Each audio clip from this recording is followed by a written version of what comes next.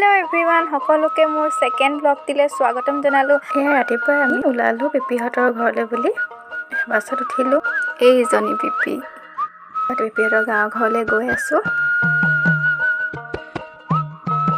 পথাৰখন ইমান ধুনীয়াকৈ জিলিকি আছে, ইমান ধুনীয়া লাগিছে।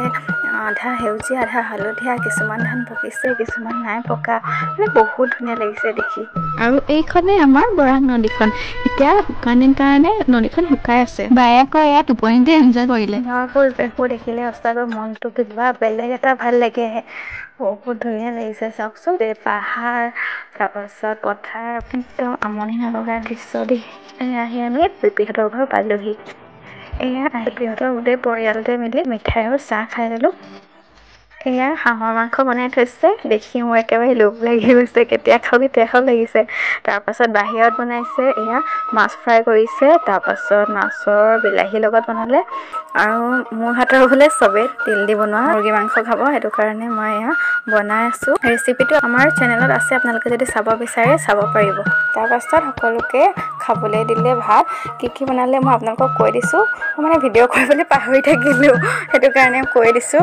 হাঁহৰ মাংস বনাইছে, দালি বনাইছে, পাপৰ, তাৰপাছত বেঙেনা ফ্ৰাই, তাৰপাছত কচু, সৰু মাছ, ডাঙৰ মাছ, তিল দিয়া কুকুৰা মাংস, মই যি ভাল পাওঁ চব। তাৰপিছত কিবা এটা পকৰী বনাইছে, বহুত ভাল লাগিলে খাই। আমাৰ ঘৰৰ ওচৰতো তেনেকৈ পথাৰ নাই ন, সেইকাৰণে ধুনীয়া পথাৰখন দেখি মেখেলা চাদৰ পিন্ধি ফটো দুকপিমান উঠি ল'লোঁ। বেছি দেৰি কৰিলে ৰাতি হ'ব, সেইটো কাৰণে আমি গুচি আহিলোঁ।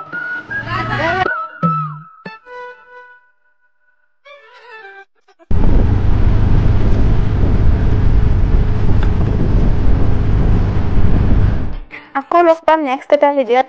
ভিডিঅ'টো চাই যদি আপোনালোকে ভাল পালে তেনেহ'লে আপোনালোকে লাইক ছাবস্ক্ৰাইব কৰিবলৈ নাপাহৰিব। আজি ইমানতে সামৰিছোঁ, বাই বাই।